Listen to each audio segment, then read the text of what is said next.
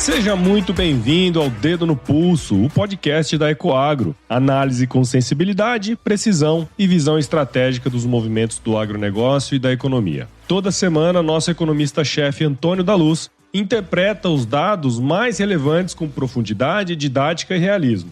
Um conteúdo direto da fonte, com tudo o que você precisa saber sobre macroeconomia, mercado agropecuário e o cenário político-econômico. Porque, para antecipar tendências, é preciso ter o dedo no pulso do mercado. Ecoagro, o elo entre o agronegócio e o mercado de capitais.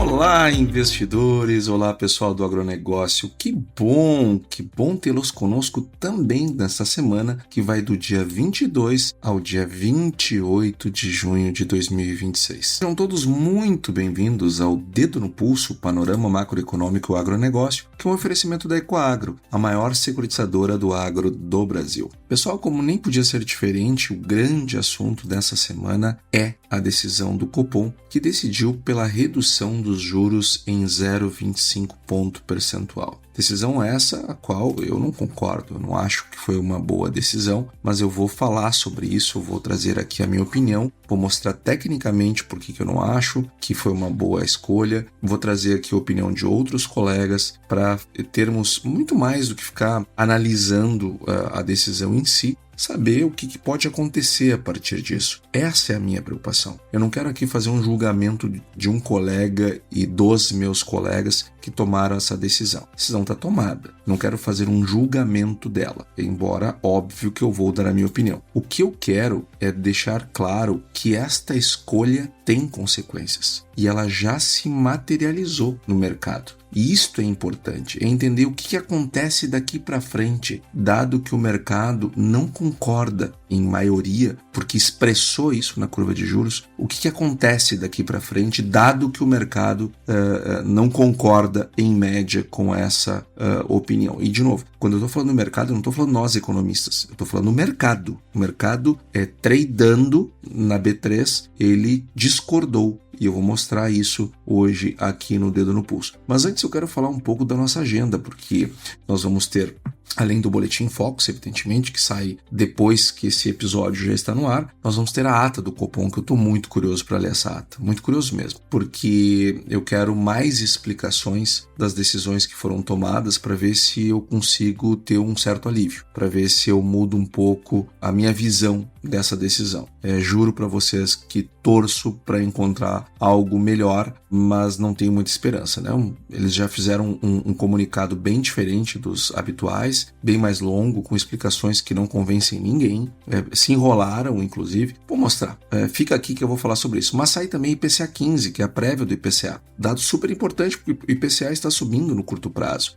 Sai IGPM, que é a inflação no atacado. Sai também, então, ou seja, nós vamos ver a inflação prévia do IPCA e vamos ter o IGPM, que é a inflação do atacado. Temos transações correntes e investimento estrangeiro direto, que mostra a corrente de comércio, quanto entrando de dólar no Brasil e quanto está saindo pela via das transações correntes, que é o somatório da balança comercial com a balança de serviços e as transferências unilaterais. Isto geralmente é negativo, é saindo, e nós temos os investimentos estrangeiros diretos, que geralmente mostram os dados positivos entrando, portanto, e equilibrando as relações. Essa semana vamos ver o dado do último mês. E sai também taxa de desemprego no Brasil, que é um componente super importante para a decisão de juros. Lá nos Estados Unidos, nós temos os PMIs, nós temos os pedidos contínuos e iniciais de seguro-desemprego, nós temos o PCE, não só o PCE como o núcleo do PCE, nós temos a última leitura do PIB do primeiro trimestre, a última revisão do PIB do primeiro trimestre, que lembra que era 2%, caiu para 1,6%, deu um barulhão no mercado, vamos ver se esse 1,6% será mantido. E também as expectativas de inflação lá de Michigan. Agora, não de Michigan, nos Estados Unidos, do Fed de Michigan é quem faz este levantamento. Antes de tratar do Copom em si, eu quero dizer que saiu o IBCBR, que é uma um indicador de atividade econômica do Banco Central, que teve um crescimento de 0,51 no mês de abril, abaixo da expectativa que era 0,6, e as vendas no varejo, lembra que eu falei delas, que eu esperava desaceleração? Eu confesso que elas vieram piores do que eu estava esperando, e também piores do que o mercado em média esperava. O mercado esperava que abril houvesse uma queda de 0,6 em relação a março, mas caiu 1,5%. Então uma queda bem significativa. Já em 12 meses, a queda veio para 1,5%. Então, hoje, a PMC ela cresce em 12 meses 1,5% apenas. Gente, nós já estamos olhando para abril. Abril é o primeiro quadrimestre do ano, um terço do ano, e a economia crescendo em meio no maior setor da economia, que é o setor de serviços, né? O varejo é o principal proxy da atividade deste setor. Bom, e agora, sem mais delongas, eu vou falar da decisão de juros por parte do Banco Central. Decisão essa que, como eu disse, não é uma questão, não quero aqui fazer nenhum juízo de valor da decisão tomada.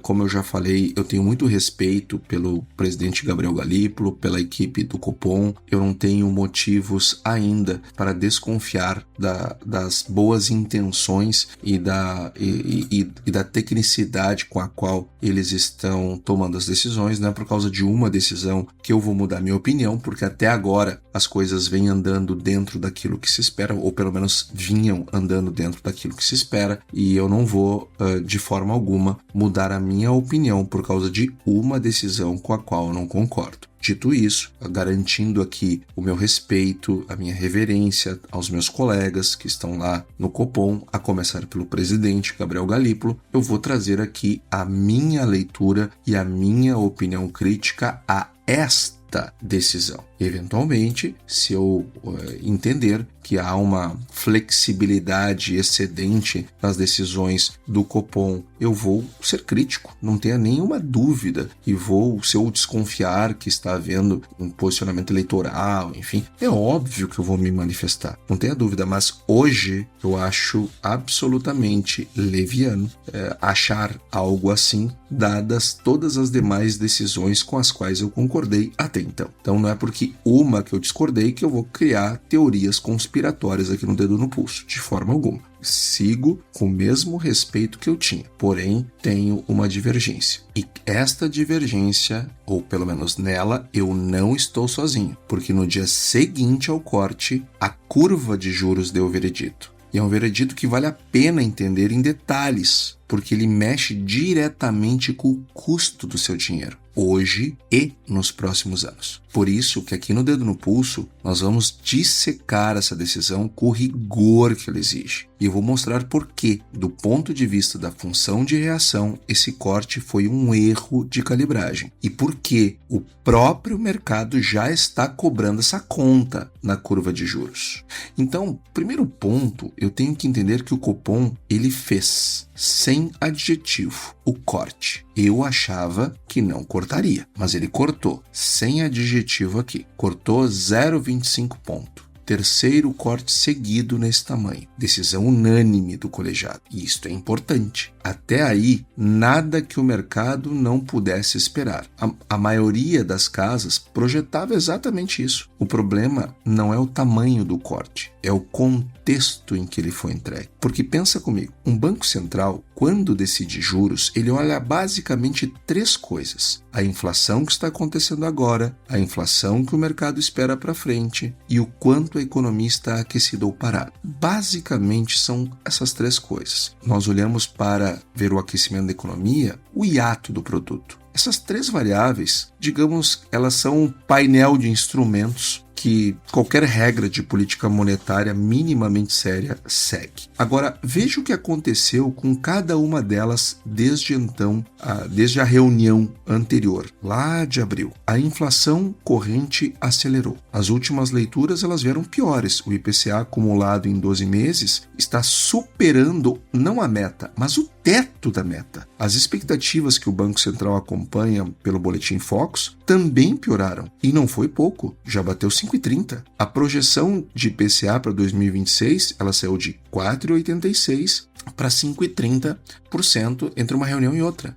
E para 2027 subiu de 4 para 4,10%. E o desemprego caiu para 5,8%. Mínima histórica, sinal de uma economia que continua quente. Então, é aqui que vem o detalhe que mais me incomoda. A projeção de inflação do próprio modelo do Banco Central para o horizonte que ele mesmo considera relevante, que é o quarto trimestre de 27, eu já vou falar sobre horizontes relevantes e a movida de trave para 28, vou falar disso mais para frente, mas por hora eu quero dizer que o horizonte relevante que está valendo hoje é o quarto trimestre de 2027. Ele subiu de 13,5% para 3,7%. Ou seja, o Banco Central cortou os juros com a própria projeção deles, a projeção condicional do Banco Central se afastando da meta. Portanto, com as expectativas divergindo, com as expectativas desancorando.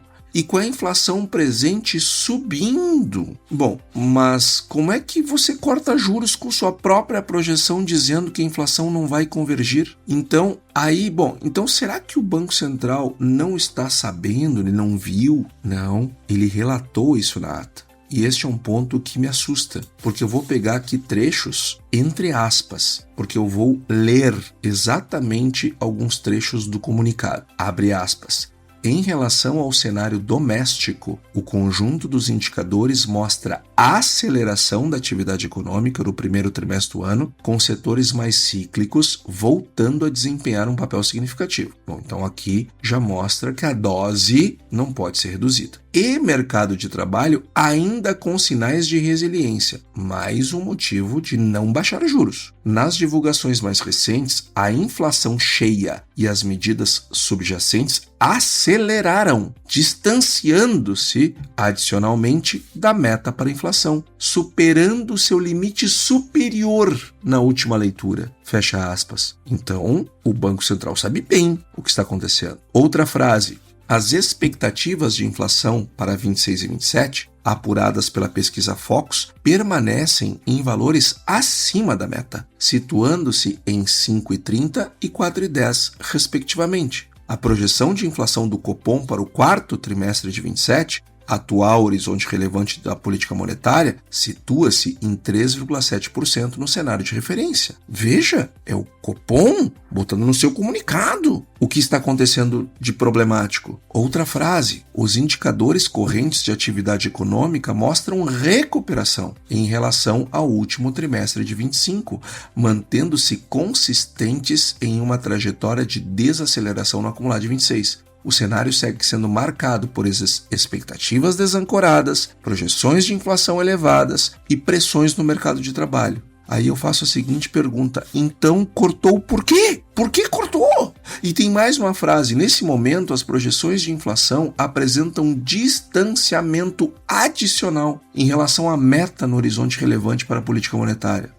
Ao mesmo tempo, a incerteza acerca dessas projeções permanece mais elevada que o usual, em função da falta de clareza sobre a trajetória dos condicionantes dos modelos de projeção analisados. Então, gente, a pergunta que eu faço e que boa parte do mercado se faz é: então por que cortou? Se as expectativas estão desancorando, por que cortou? Se os indicadores correntes de atividade econômica mostram recuperação, por que cortou? Se o cenário segue marcado por expectativas desancoradas, projeções de inflação elevadas e pressões no mercado de trabalho, cortou por quê? Ou seja, as explicações do comunicado não batem com a decisão. O comunicado é de alguém que resolveu manter os juros. Parece que eles estão justificando por que os juros foram mantidos, mas eles cortaram.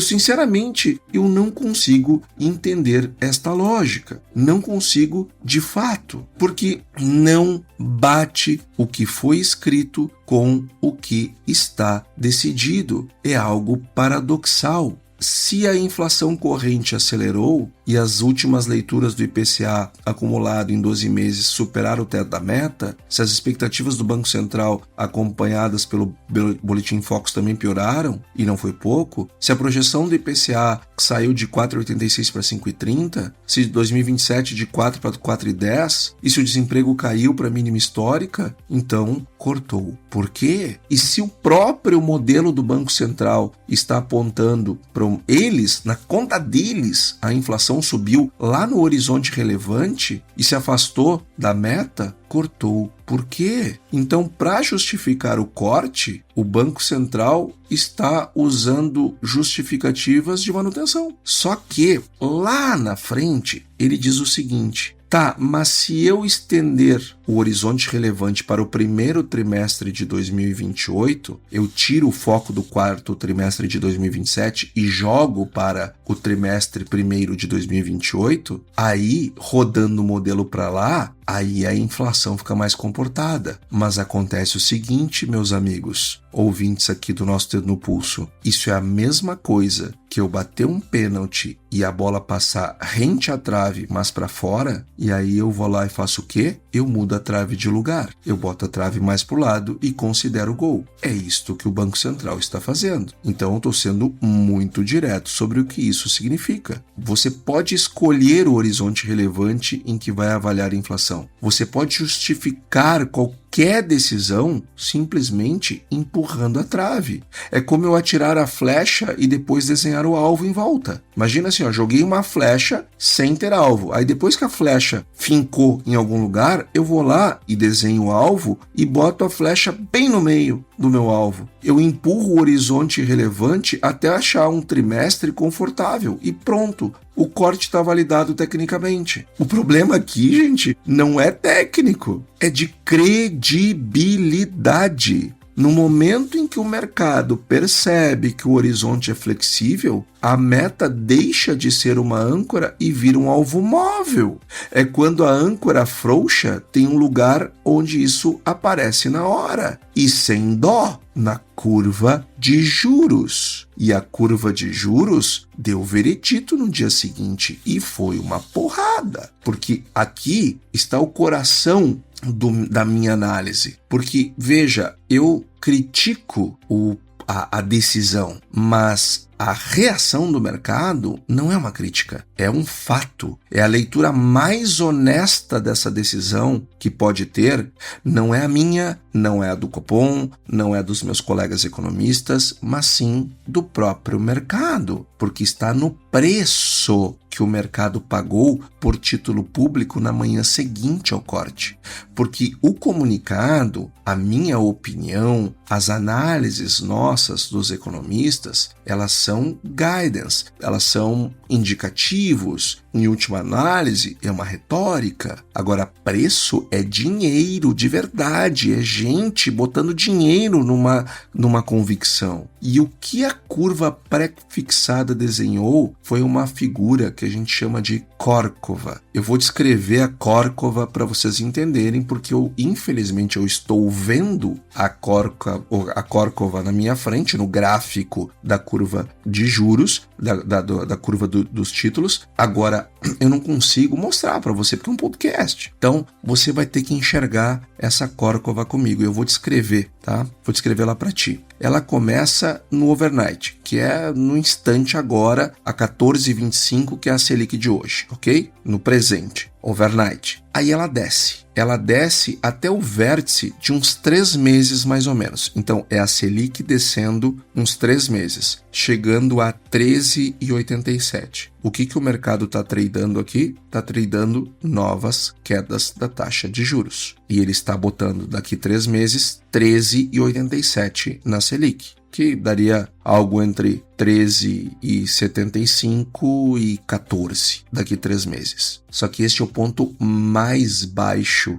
Então, só que acontece o seguinte, desta curva. Isso é o que o mercado está tradando. A partir desse ponto, daqui 3 meses, ela sobe e sobe forte e vai subindo, subindo, subindo até bater um pico em quase 14,90% lá no vértice de 3 anos. E na ponta bem longa, lá nos 5 anos, ela estabiliza um pouco abaixo do pico. Mas isso é o ponto ainda acima da Selic que o Copom acabou de cortar. Então, o que isso significa? O que essa figura ela está dizendo, né? O que essa Córcova? Córcova é uma figura que eu tenho a partir do ponto inicial, ela tem uma queda, ela forma um vale, aí depois ela sobe com força para um ponto acima de onde ela começou. Então, em língua portuguesa, esse trecho que desce, o começo, significa que o mercado acredita que o Banco Central vai cortar mais um pouco no curtíssimo prazo. O Banco Central sinalizou isso e a ponta curta da curva obedeceu. Esse é o vale, piso da Selic que o mercado embute para esse ciclo. Algo como 13,90, mas 13,87 para ser mais preciso. Mas o trecho que sobe, que é muito mais longo, ou seja, se ele é muito mais longo, ele vai ficar muito mais tempo caro para nós. E ele é mais inclinado, ele carrega 2 mensagens. E as 2 deveriam tirar o sono de qualquer diretor do Copom.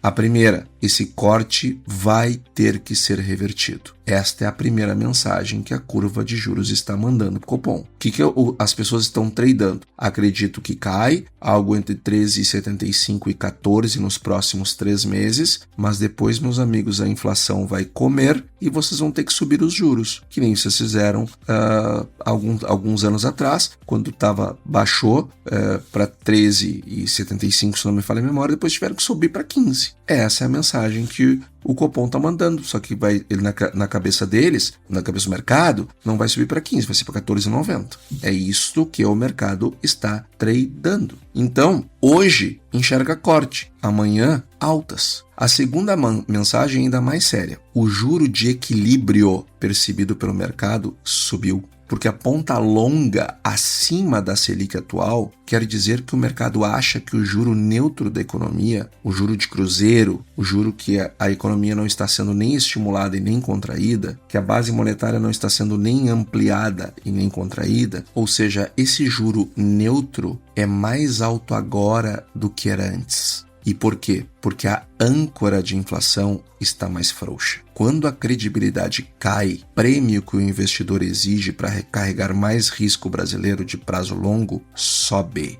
Existe uma regra simples aqui que eu quero que você guarde. Quem corta juros bem faz a curva inteira descer. Guarde isto para a vida. Quem corta juros bem faz a curva inteira descer e não uma córcova, aonde o mercado acredita que o Copom vai seguir cortando, seja pelo motivo que for, concordando ou não com ele, acredita que vai cortar, só que não vai conseguir sustentar esses cortes e lá na frente vai ter que subir. Quando corta bem, a curva inteira desce. A ponta longa fecha junto, porque o mercado comprou a tese de convergência da inflação. Agora, quem corta mal faz exatamente o que a gente viu. A ponta curta fecha e a longa abre. O ganho de hoje vira prêmio de risco de amanhã.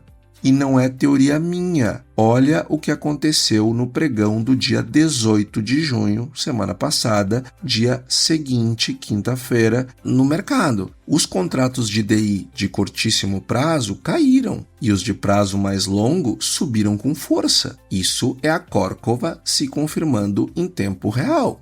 Inclusive, a Reuters trouxe uma frase de um colega que eu achei melhor que as minhas e, portanto, resolvi trazer aqui a opinião dele. O nome dele se chama Gino Olivares, ele é economista-chefe da Azimuth Brasil Wealth Management. Ele diz o seguinte: ao sinalizar que vai cortar, a Selic no caso, na prática ele diminuiu mais ainda o espaço que ele tem para cortar. Veja só essa frase: ao sinalizar que vai cortar, na prática ele diminuiu mais ainda o espaço que ele tem para cortar. O que ele está querendo dizer com isso? Ele está querendo dizer com isso que os cortes feitos de maneira antecipada, sem a convergência da inflação, faz com que tu cortes na arrancada e depois tu não tenha mais espaço para cortar e eventualmente tem que subir. Enquanto se tu mantivesse a dose correta dos juros e começasse a cortar ou recomeçasse a cortar num momento de convergência, podia cortar muito mais. Então, é isto que, em resumo, o Gino Olivares falou na sua frase, que eu gostei, achei relevante de trazer aqui. Outro ponto que ele falou isso para Reuters, tá? Outro ponto é o seguinte: para o tipo de gente que escuta o nosso podcast, que está aqui na nossa reunião de guidance semanal, todas as semanas, ou para quem rola dívida, quem trava preço de insumo com antecedência, ou quem trabalha alavancando safra, ou para quem está tomando crédito no meio urbano para o fluxo de caixa da empresa, que é o caso de 74% do crédito das empresas no Brasil, essa curva ela é uma leitura obrigatória, porque ela não tem opinião política, ela só precifica. E o que ela precificou foi um corte que o próprio mercado já considera temporário. E eu quero insistir num ponto, porque ele é sutil e muita gente passa batido. Uma curva normal, saudável, é ascendente de forma suave. Você empresta dinheiro por mais tempo, exige um pouco mais de retorno, faz sentido. Uma curva invertida descendente normalmente sinaliza que o mercado espera juros caindo à frente, às vezes por recessão. Mas a Córcova é diferente das duas. A Córcova é uma curva que primeiro cai e depois sobe. E ela só aparece numa situação específica, quando o mercado acredita em corte no curto prazo, mas não acredita que esse corte seja sustentável. É a assinatura de um ciclo de afrouxamento em que o próprio mercado já está antecipando o erro. O mercado não embarcou na decisão do cupom. Isto é fato. O mercado não embarcou na decisão do cupom.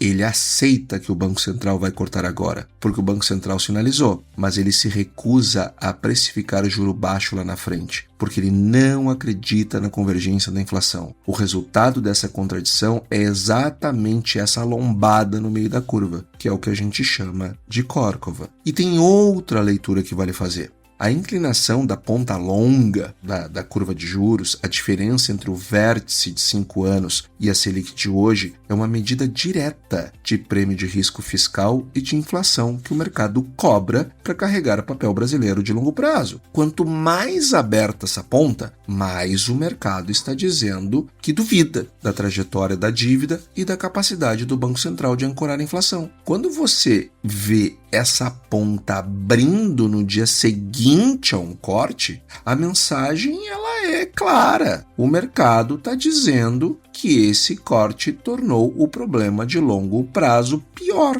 e não melhor. Então, esta é uma leitura que não é uma leitura minha somente. Não é uma leitura dos economistas. Esta é uma leitura do mercado tradando no dia seguinte. Ecoagro, o elo entre o agronegócio e o mercado de capitais.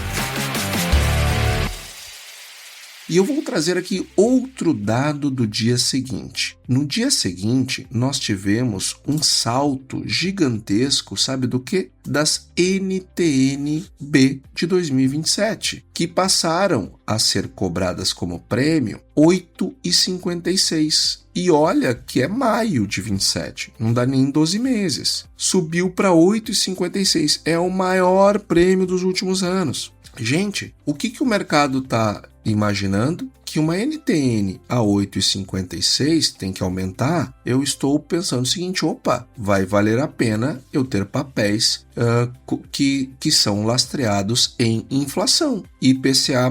Por quê? Porque a IPCA vai subir. É isto que o mercado está dizendo. Vou comprar mais NTNs, aumentou o apetite das NTNs, elas estão pagando o prêmio mais alto e eu vou pegá-las. Vou pegar papel IPCA+.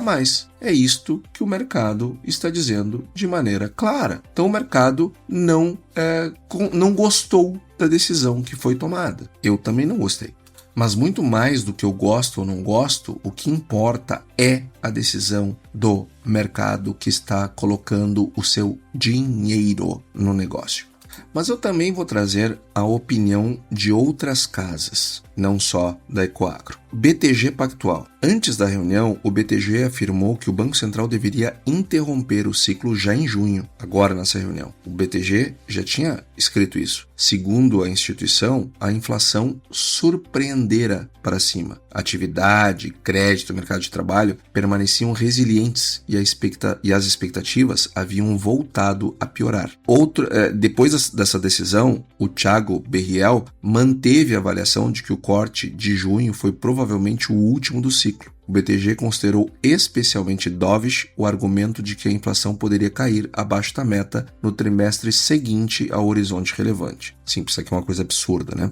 Goldman Sachs. Alberto Ramos considerou o comunicado pouco claro, eu também achei muito esquisito esse comunicado, pouco objetivo e de viés dovish. O banco identificou um descompasso entre a flexibilização e a piora das projeções, concluindo que existe um espaço muito limitado para novos cortes no curto prazo. Opinião do Goldman Sachs, com a qual eu concordo. O que está escrito no comunicado parece que a decisão foi outra. Bank of America, o BOFA. O Bank of America acredita que o corte de junho foi o último e projeta a estabilidade da Selic até meados de 27. Meados de 27. A justificativa é a combinação de atividade mais forte, inflação mais alta e piora das expectativas. Vamos lá. Por que o BOFA está trabalhando com meados de 27, lá ao meio do ano que vem? Porque se você corta juros antes do tempo, você perde capacidade de cortar lá na frente e fica com os juros mais altos do que poderia. É melhor segurar o juro um pouco mais agora, mas depois cortar mais ali na frente, do que cortar agora e depois não poder cortar e eventualmente ter até que subir. XP. A XP ainda trabalhava com a possibilidade de um último corte para 14% em agosto, mas Caio Megali afirmou que uma pausa já nos atuais 14,25 tornou-se bastante palpável. A casa entendeu que o mecanismo utilizado pelo BC para justificar o corte revela margem muito estreita para flexibilizações adicionais. Azimuth e a Empíricos. Laís Costa, da Empíricos, argumentou que juros menores agora, em ambiente de desancoragem, pode exigir juros maiores depois. O Gino Olivares, já trouxe aqui, utilizou a inclinação da curva para mostrar que o mercado interpretou a decisão como mais expansionista no curto prazo e mais inflacionária no longo prazo. Então vejam, as opiniões que eu estou trazendo aqui, elas são convergentes ao que eu expliquei até então. Não é porque nós combinamos, é porque isso se chama teoria econômica, teoria monetária. É assim que a gente aprende na faculdade a lidar com inflação. É assim que a gente aprende na faculdade como lidar com os juros, o que esperar de um banco central e o que fazer caso um dia estiver sentado numa cadeira de banco central. É isso que a gente aprende na faculdade. Por isso que o que eu estou trazendo aqui vai ao encontro dessas outras opiniões, eu estou trazendo-las aí para mostrar para vocês, olha, eu não estou tirando coisas da minha cabeça. Quem entende de teoria monetária sabe que essa é uma decisão equivocada. Outro ponto que eu acho relevante trazer para o nosso debate aqui, a decisão do FED. Porque agora a gente vai lá para os Estados Unidos, que de certo modo é um outro lado do espelho, e a decisão brasileira ela fica mais exposta ainda, porque na mesma quarta-feira, dia 17 de junho, lá do outro lado do Equador, o FED se reuniu e foi a primeira reunião de Kevin Warsh como presidente, como chairman do FED. E ele foi indicado pelo Trump, não esquece disso, ele foi indicado pelo Trump, que fez miséria com o Jerome Powell, porque o Jerome Powell não baixava os juros tanto quanto ele desejava. Ele tomou posse em maio e essa foi a primeira reunião presidida por ele. E apesar dos apelos do Trump, o Fed manteve os juros na casa de 3,50 e 3,75. Decisão unânime, 12-0. Esse placar, aliás, já diz alguma coisa, porque em abril, antes do Warsh, o comitê estava rachado, 8-4. Um presidente estreante que consegue unanimidade na largada está mostrando controle. Isso é importante. Isso é bom para a autoridade monetária, traz credibilidade. Mas o que importa não é a manutenção em si. Todo mundo esperava a manutenção. O que importa é o dot plot. O dot plot, para quem não vive disso, o dot plot é um gráfico que o Fed publica 4 vezes por ano, onde cada membro do comitê coloca um pontinho indicando onde ele acha que os juros deveriam estar no final de cada ano. É a forma mais transparente que existe de ler a cabeça coletiva do comitê. É o dot plot. E o dot plot de junho, ele virou de corte para alta. Em março, a mediana dos pontos apontava para 3,4% no final de 26. Isso implicava um corte ainda este ano. 3 meses depois, em junho, a mediana subiu para 3,8%, ou seja, 1/4 de ponto acima da faixa atual. Quer dizer, portanto, que em março o Fed achava que ia cortar os juros uma vez até o final do ano. Em junho, ele acha que vai subir uma vez até o final do ano, que aliás vai ao encontro do que o FedWatch, que eu trouxe nas 2 últimas nossas reuniões de guidance aqui, já vinha trazendo. Então veja que é uma inversão completa em um único trimestre. E quando você abre a distribuição dos pontos, fica ainda mais claro, porque dos 18 membros que se posicionaram, 9 projetam alta de juros já em 26. Desses 9, 6 colocaram o ponto num nível que equivale a 2 altas de 25. 8 vêem manutenção e só 1 vê corte. Então vejam, pessoal, que daqui para projetar 2 aumentos é muito simples, é muito rápido. Basta continuar a deterioração por lá.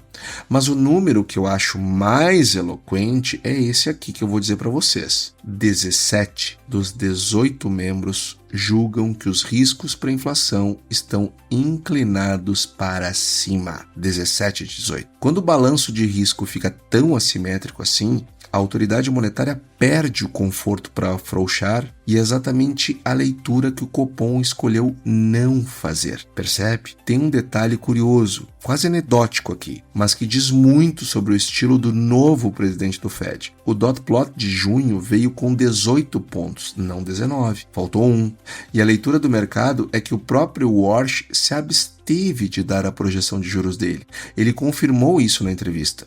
Ou seja, um presidente estreante que enxugou o comunicado, abandonou o forward guidance, aquela prática de sinalizar os próximos passos, e nem se posicionou no próprio dot plot. Repara no contraste. Enquanto o Copom esticou o horizonte relevante justamente para se comprometer com o corte, puxou a trave para o lado para acertar o pênalti, o Warsh fez o oposto. Enxugou tudo para não se comprometer com nada. Preservou graus de liberdade. 2 presidentes de Banco Central, no mesmo dia, com disciplina de comunicação em direções opostas. E o que sustenta a virada do Fed não é só petróleo da guerra no Oriente Médio, como muita gente vai simplificar. A projeção da inflação do PCE do Fed, que aliás, essa semana tem nova leitura, falei isso lá no início do nosso podcast, quando falei da agenda da semana, a inflação do PCE para o final de 2026 saltou de 2,7% para 3,6%. O núcleo que tira comida, tira energia, tira todos esses itens voláteis, foi de 2,7% para 3,3%. Se fosse só petróleo, o núcleo não subiria tanto. Tem inflação mais persistente embaixo dessa revisão. O próprio Goldman Sachs também fez essa leitura. A guinada hawkish não foi só sobre energia, disseram eles.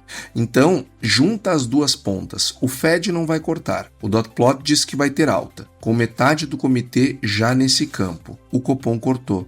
E é aqui que está o perigo concreto para o nosso bolso. Porque esse diferencial de juros entre Brasil e Estados Unidos se estreita. E não porque os americanos estão afrouxando, mas porque a gente afrouxou contra a corrente. E diferencial menor pressiona o real. Isto é muito importante. Isto pressiona o real. O real, a nossa taxa de câmbio, já encosta em 5,20 e encostou no pregão seguinte à decisão. O Copom decidiu na quarta, na quinta bateu 5,20. O câmbio mais fraco é repasse direto para a inflação de tudo o que é importado ou cotado em dólar. E isso, no limite, anula o próprio espaço de corte que o Banco Central pensou que tinha criado. É um ciclo vicioso e a ponta longa da nossa curva já está cobrando pedágio desse círculo na forma de prêmio de risco. Então, veja que nós estamos falando aqui também de um reforço àquilo que eu venho alertando há semanas sobre a nova tendência da taxa de câmbio. Foi mais combustível posto numa tendência de elevação. Então nós estamos falando de efeitos na curva de câmbio, na taxa de juros, na taxa de câmbio e assim por diante. Então não é só barulho cortar esse 0,25. Ele traz danos que não são abstratos. Ele tem mecanismo, ele tem consequência e todo passa pro mesmo lugar, que é a credibilidade da âncora. Então vamos lá, gente. Deixa eu trazer um pouco de malefício de uma má decisão, supondo que essa tenha sido uma má decisão. O primeiro mecanismo esperado, como eu já mencionei, é uma desancoragem que se autoalimenta, ou seja, a inflação começa a desancorar cada vez mais. Quando o Banco Central corta com expectativas já acima da meta, ele sinaliza tolerância e o mercado reage. Os agentes reprecificam para cima. O fornecedor, sabe o que ele faz? Ele reajusta o preço antes, por precaução. O sindicato pede para reajustar o salário em níveis maiores, por precaução. E aí a inflação, que era só uma expectativa, vira inflação realizada, vira profecia que se cumpre sozinha. A expectativa deixa de ser previsão e ela passa a ser a causa. O segundo mecanismo é o que a gente já viu na curva, o prêmio de risco e o custo fiscal. A ponta longa que abriu é literalmente o Tesouro pagando mais caro para rolar a dívida pública. E aqui tem uma ironia que vale a pena marcar, porque ela responde direto a um argumento que a gente vai ouvir daqui a pouco, que é o seguinte: âncora frouxa gera prêmio. Prêmio encarece a dívida. Dívida mais cara, pior o fiscal. E o fiscal pior, gera mais prêmio. E aí o que eu tenho? Um ciclo vicioso. É uma espiral. E ela anda no sentido contrário do que promete quem diz que cortar juros resolve o problema fiscal. Este é um ponto importante. Âncora frouxa gera prêmio. Prêmio encarece dívida. Dívida mais cara, pior o fiscal. E o fiscal pior gera mais prêmio. Então, quem defende cortar juros prometendo melhorias no fiscal, colhe piora no fiscal. Isto é velho conhecido. No Brasil, aconteceu 1 milhão de vezes. O terceiro malefício, e o mais cruel de todos na minha leitura, é o pior dos dois mundos. Um corte de 0,25 é pequeno demais para estimular a economia de forma relevante. Ninguém vai investir mais por causa de 1/4 de ponto. Nós não temos uma Selic quase zero, como são os países desenvolvidos. Nós temos uma Selic de 14 e tanto, 14,50. Para 14,25 não vai mudar o ponteiro do relógio. Não vai mudar o drama da economia. Não vai acabar com a crise de crédito. Não vai reativar a economia. Não vai fazer nada. Agora, é o grande o suficiente para sinalizar leniência com a inflação. Quer dizer que o Banco Central gastou credibilidade sem comprar crescimento. Ficou com o ônus da reputação abalada sem o bônus do estímulo. E ainda vai ter que conviver com a possibilidade de reverter o movimento, o que custa mais credibilidade ainda. E tem um quarto efeito, que é mais sutil, mas igualmente perigoso, o que mexe direto com o câmbio, gente. Quando o diferencial de juros entre Brasil e Estados Unidos se estreita, e ele se estreita quando a gente corta e eles não, o capital estrangeiro que vinha buscando o juro alto brasileiro parte para de volta para os Estados Unidos. Ele perde parte desse incentivo para ficar. Ele pressiona o fluxo, pressiona o real. E o real mais fraco volta como inflação importada. E é o que nós chamamos de dominância externa. O câmbio passa a ditar inflação mais do que a demanda interna. No momento em que o Fed sinaliza alta, abrir mão de diferencial de juros é remar contra a maré da liquidez global. E essa maré, quando vira, meus amigos, vira muito rápido. Por isso que boa parte do mercado acha que o caminho não era cortar nem subir, era pausar.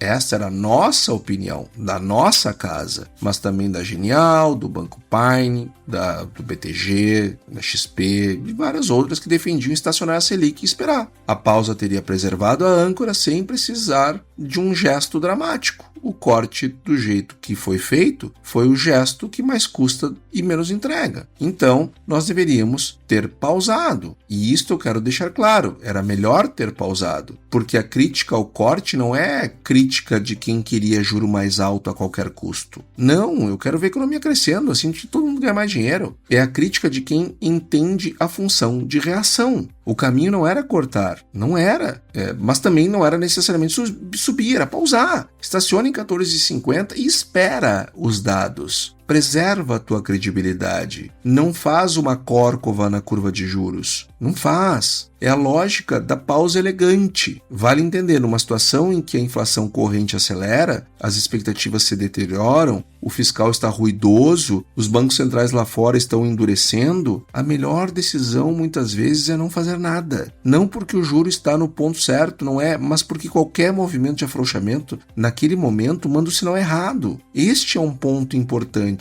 E veio esse sinal errado. Então, a pausa teria preservado a âncora sem precisar de gesto dramático. Ela compraria tempo, deixaria o Banco Central avaliar se a desancoragem era ruído ou era tendência, sem se comprometer com o caminho, e preservaria a credibilidade, que é o ativo mais valioso que um Banco Central tem, e o mais caro de reconstruir quando se perde. Os dados vieram bons, daqui 45 dias baixa, reduz o juro. E se acha que abriu uma melhora suficiente, porque acabou a guerra, porque isso que aquilo, corta 50 pontos. Ia chegar no mesmo lugar se cortar 50 pontos. Então esperava agora, e se dando tudo certo, como o Banco Central pelo jeito espera, corta 50 pontos na próxima reunião. Ia chegar no mesmo lugar, agora sem perder credibilidade. Então eu encerro esse ponto reafirmando a minha opinião que eu respeito a decisão tomada pelo colegiado do Copom, que conta sim com a minha credibilidade, com o meu respeito, com a minha consideração. Mas eu não concordo com a decisão tomada. Eu não teria tomado essa decisão. E eu disse isso na semana passada, antes dessa decisão ter sido tomada. Antes, eu já falei qual era a minha opinião, que era de corte, que era de manutenção e não de corte. Falando agora de agronegócio, pessoal, eu quero falar primeiro do Crop Progress, que mostra a evolução das lavouras de soja nos Estados Unidos. E nós temos 2 semanas de Crop Progress, então não tinha trazido antes porque não valia muito a pena, mas quero dizer para vocês o seguinte: a qualidade das lavouras americanas está na casa de 66% em condições boas ou excelentes. Gente, isto é melhor que 2023, mas é pior do que 2022, 2024 e 2025. Ou seja, dos últimos 5 anos, nós estamos com o segundo pior início de lavoura de soja lá nos Estados Unidos. Quando a gente olha para milho, o Crop Progress mostra uma situação melhor apenas que 2023. Pior que 2022, pior que 2024, pior do que 2025. Então, as lavouras, a safra 27 nos Estados Unidos, não começam com o pé direito. E isto fez com que o preço da soja subisse em Chicago, fechando a 11,42. E tivéssemos mais altas ainda aqui no Porto de Santos, a soja spot presente, comercializada a R$ 136. O melhor preço do ano até agora, e subindo. Já os prêmios, nós tivemos uma ligeira queda no semanal, mas continuamos ainda com prêmios muito gordos. Prêmio de acima de $1 por bushel para julho, para agosto, para setembro, ou seja, os strikes de 26, todos acima de $1 por bushel, os prêmios nos portos brasileiros, o Porto de Rio Grande, Paranaguá e Santos. O preço do milho em Chicago também teve alta, 417 cents de dólares por bushel, enquanto o milho Campinas continua caindo, né, gente? Está evoluindo a colheita de milho no Brasil, agora nós já estamos com 4% da safra de milho colhida, de acordo com o levantamento sempre atrasado da Conab. Então, começa a colher, acelera a colheita da grande safra, que é a segunda safra, os preços do milho caem sazonalmente, é isso que a gente vê. O preço do etanol 2,22 se segurando, enquanto o preço do açúcar teve mais quedas, gente. E agora está $17,53 o saco de 50 quilos. Esse é o pior preço desde 2021. É o preço muito ruim. É o pior preço dos últimos 5 anos. E o café, lá no Cerrado Mineiro, teve alta, voltando a fechar a R$ 1.450 a saca de 60 quilos. Então, pessoal, esse foi o nosso dedo no pulso desta semana. Eu espero que a nossa análise tenha sido útil, que você tenha gostado. Eu peço que compartilhe com quem você acha que esse conteúdo possa ajudar. Eu desejo a todos uma excelente semana e até a semana que vem. E aí, você gostou desse podcast? Se gostou, considere compartilhar este episódio com alguma pessoa que irá se beneficiar deste conteúdo e nos ajude a alcançar mais pessoas. O roteiro e apresentação deste episódio foi do economista-chefe da Ecoagro, Antônio da Luz, a produção do Agro Resenha e a edição do Senhor A. Saiba mais sobre a Ecoagro em www.ecoagro.agr.br. Ecoagro, o elo entre o agronegócio e o mercado de capitais.